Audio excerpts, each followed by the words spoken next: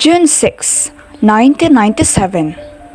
The Intellectual Property Codes of the Philippines, otherwise known as Republic Act 8293, was signed into law. An act prescribing the Intellectual Property Code and establishing the Intellectual Property Office, providing for its powers and functions and for other purposes.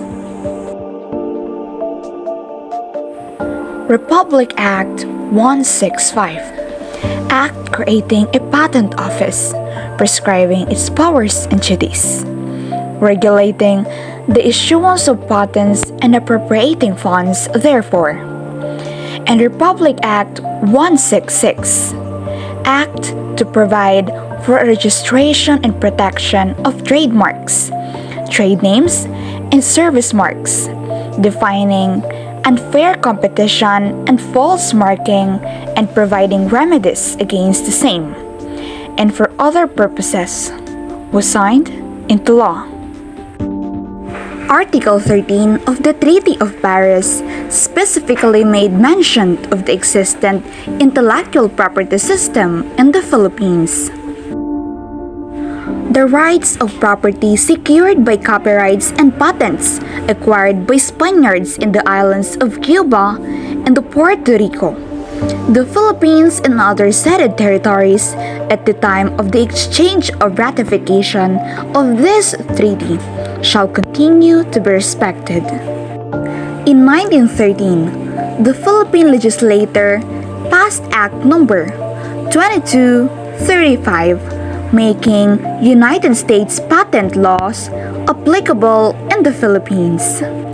Act Number 3134, entitled An Act to Protect Intellectual Property, was passed in 1924, making it the main intellectual property law in effect until after Philippine independence from the U.S. in 1945.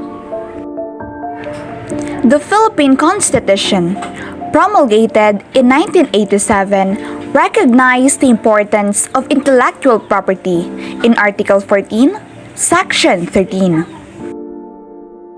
The state shall protect and secure the exclusive rights of scientists, inventors, artists, and other gifted citizens to their intellectual property and creations, particularly when beneficial to the people, for such period as may provide by law. Patents, an intellectual property right granted by the government of a nation to an inventor that gives him or her the exclusive right to the inventions for up to 20 years, in exchange for disclosing the details of the new technology to society for its ultimate benefit. Copyrights, an intellectual property right granted by a government to the author of an original, literary, dramatic, musical, artistic, or other eligible creative works.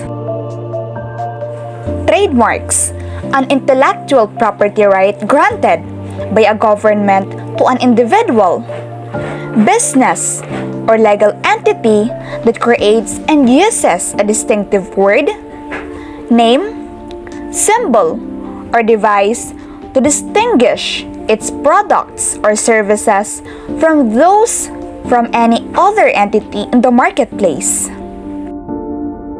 Trade secrets, a law that requires that the intellectual property to be protected, not publicly disclosed. And that's all about intellectual property in the Philippines. This is the In Crowd. Thank you for watching and have a great day.